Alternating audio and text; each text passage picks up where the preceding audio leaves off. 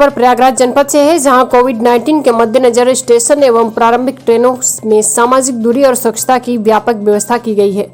इन मानक व्यवस्थाओं के अलावा उचित सामाजिक दूरी और न्यूनतम शारीरिक संपर्क के साथ यात्रियों के कुशल संचालन के लिए नवीन अवधारणाओं की भी कोशिश लगातार की जा रही है। दिनांक 1/6/2020 से प्रयागराज जंक्शन पर टिकट स्कैनिंग के लिए स्वचालित QR कोड आधारित पर एक प्रणाली पहले से ही लागू की जा चुकी है। एक अनूठी और अपनी तरह के पहले प्रयोग के तहत उत्तर मध्य रेलवे के प्रयागराज मंडल ने प्रयागराज जंक्शन पर संपर्क रहित टिकट जांच तथा एयरपोर्ट की तर्ज पर बोर्डिंग पास जारी करने की व्यवस्था लागू की है।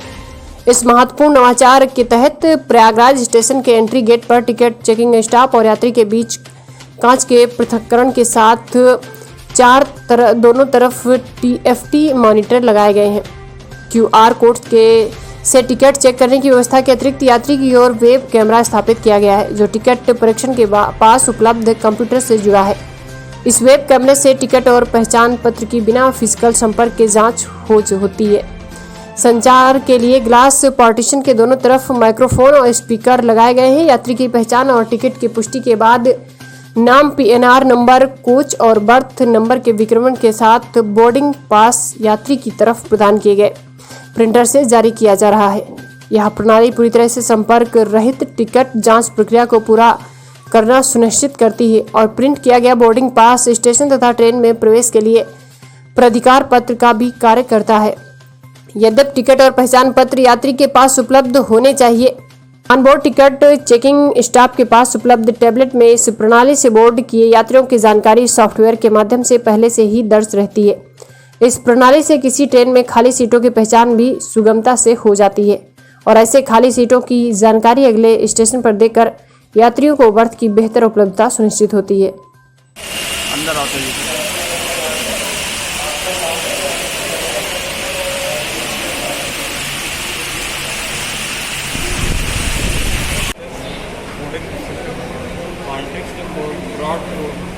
बोर्डिंग सिस्टम एक्चुअली जो यहाँ आएगा तब यहाँ कराएगा या जो टिकट खरीदेगा उसके फोटो कैप्चर हो जाएंगे।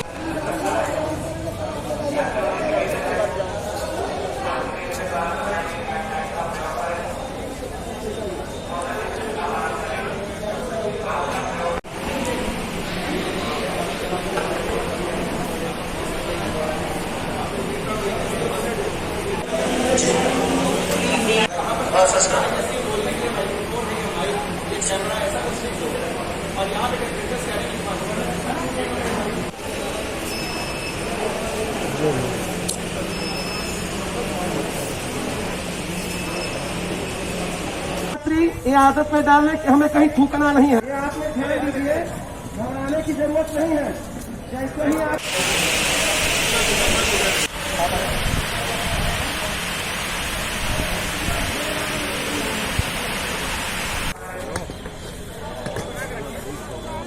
चलिए चलते रहिए, आप लोग भी पीछे से सुनिए,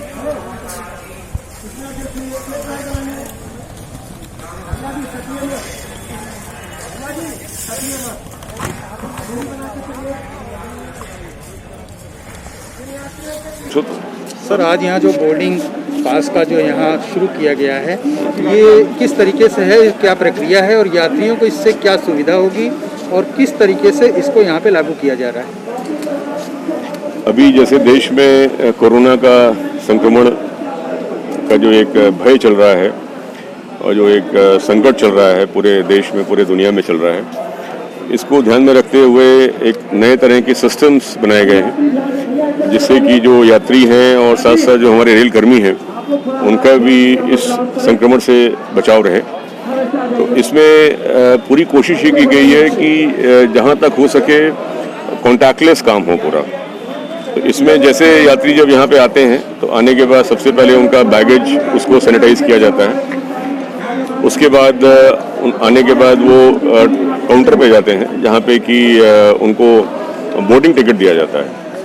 बोर्डिंग टिकट देने के समय 3 चीज़ें हैं जो कि की जाती हैं। पहला तो ये है कि यात्री अपना PNR दिखाता है, टिकट दिखाता है या PNR बताता है और अपना ID दिखाता है कैमरे के द्वारा। उसको देखने के बाद अंदर जो हमारा कमर्शियल स्टाफ है वो PNR टाइप करके उसका एक बोर्डिंग टिकट निकालता है। और जो यात्री होता है वो एक छोटा कियोस्क है, आप लोगों ने देखा अंदर, उस पर अपना हाथ लगा के palm, back of the palm, हाथ पीछे से लगा के उस पर अपना टेम्परेचर दिखाता है। टेम्परेचर भी उसका नॉर्मल होना चाहिए। तो टेम्परेचर जब नॉर्मल होता है, उसके पास टिकट होता है, उसके पे वैलिड ID होता है, तो अंदर जो स्टाफ है रेलवे का वो एक बटन दबा के एक बोर्डिंग टिकट निकालता है।